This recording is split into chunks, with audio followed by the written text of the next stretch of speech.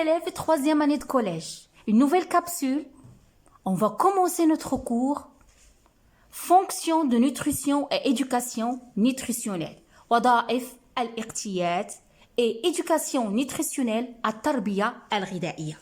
J'insiste, je vais faire un stop ici, mes chers élèves, de vous expliquer ça signifie quoi fonction de nutrition.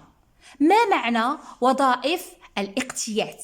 Donc, lisons ensemble. Les fonctions de nutrition, وظائف الاقتيات, correspondent à l'ensemble des fonctions. هي مجموعة الوظائف assurant l'approvisionnement en matière et en énergie. Donc, أعيد هي وظائف الاقتيات هي مجموعة من الوظائف التي تسمح بتزويد من الخلايا أعضاء الجسم. En quoi? En matière organique, المادة العضوية, et en énergie. Et en énergie, l'énergie هي الطاقة. Matière هي المادة العضوية. Ainsi que son entretien et en son renouvellement. Parce que les cellules de notre organisme, elles ont besoin de la matière organique. Ils ont besoin d'énergie pour qu'ils puissent effectuer leur propre rôle, pour qu'ils puissent effectuer leurs fonctions et ainsi pour qu'il y aura leur renouvellement. Donc, ceci, il est assuré par quoi? Par les fonctions de nutrition. Quelles sont ces fonctions de nutrition? ما هي هاد وظائف الاقتيات? Elles comportent notamment l'alimentation, تغذية, la digestion, الهضم, la respiration, التنفس, la circulation, الدوران, l'excrétion, الإبراز البولي. Donc ça c'est une petite introduction dans le but de vous expliquer, mes chers élèves, qu'est-ce que ça signifie les fonctions de nutrition, وظائف الاقتيات. Donc notez bien, on a 4 fonctions. La digestion, 5. La digestion, l'alimentation, la respiration, la circulation, l'excrétion. الهضم, التغذية, التنفس, الدوران et الإبراز البولي. Donc, vous avez bien retenu ça. Autre chose, vous apprenez, mes chers élèves, lorsque vous commencez un nouveau cours, c'est essayer de poser des questions.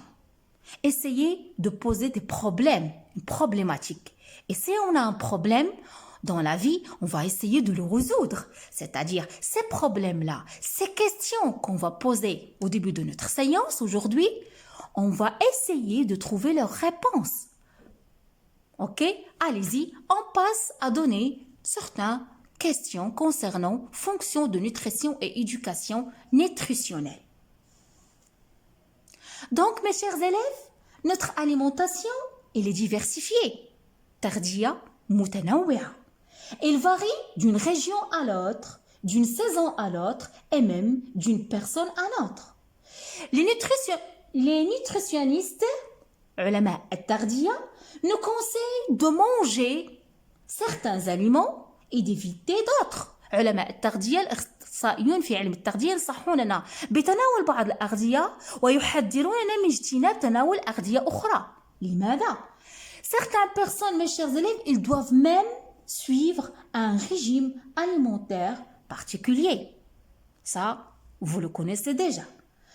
Mes chers élèves, une fois que les aliments qu'on mange sont ingérés, eh bien, ils vont subir plusieurs transformations dans le tube digestif, ce qui nous pousse à poser diverses questions. Donc, comme vous voyez, mes chers élèves, là, je vous ai ramené un schéma de l'appareil digestif chez l'être humain. Donc, l'appareil digestif, c'est tout un ensemble d'organes. La bouche, l'estomac, pancréas, l'anus, gros intestin, etc., etc.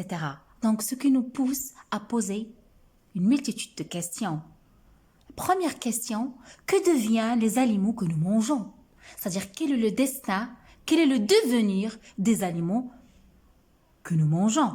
Autre question que je peux poser, que se passe-t-il au niveau de ces organes? Que se passe-t-il au niveau de la bouche? Que se passe-t-il au niveau de l'œsophage, المريء? Au niveau de l'estomac, المعدة. Pancréas, le pancréas. Qu'est-ce qui se passe? Qu'est-ce qui se passe aussi au niveau du foie? Vésicule, le foie, c'est le kabid. Vésicule biliaire, le marrara. Qu'est-ce qui se passe? L'intestin grêle et le gros intestin. Qu'est-ce qui se passe au niveau de ces organes de l'appareil digestif? Je peux rajouter aussi quelles sont les différentes transformations? Parce que ce que je veux dire, les aliments qu'on mange, ils ne vont pas rester comme ça. Ils vont être transformés, ils vont être digérés, ils vont subir un tas de transformations. Ce qui nous pousse à poser la question suivante. Quelles sont les différentes transformations que subissent les aliments dans le tube digestif? Et quel est le résultat de la digestion? Les aliments entrent par la bouche. Donc, c'est tout un ensemble de transformations qui vont subir ici. Donc, à la fin, qu'est-ce qu'on va obtenir? Quel est le résultat final de la digestion? Ou bien, je peux rajouter, sous quelle forme les aliments sont distribués aux cellules? Sous quelle forme؟ ما هي الحالة التي يتم توزيع الأغذية على الخلايا. Mais mes chers élèves, là, stop. Avant de trouver la réponse à ces questions que j'ai entamées avec vous, deux questions essentielles avec lesquelles on va commencer, c'est on doit se poser la question suivante, de quoi elles sont constituées nos aliments. من ماذا تتكون الأغذية التي نتناولها أو من ماذا تتركب الأغذية التي نتناولها؟ هذا هو السؤال الأول الذي يجب أن نطرحه والذي يجب أن نبحث عن الإجابة عنه. إذن de quoi il est constitué nos aliments? Autre chose, pour savoir ça, pour savoir la composition des aliments qu'on mange, on doit faire des expériences. C'est-à-dire, comment peut-on mettre en évidence les constituants des aliments? كيف يمكن لنا أن نبين تجريبيا مكونات الأغذية? C'est clair? Donc, on va essayer de trouver les réponses pour toutes ces questions qu'on vient de poser actuellement.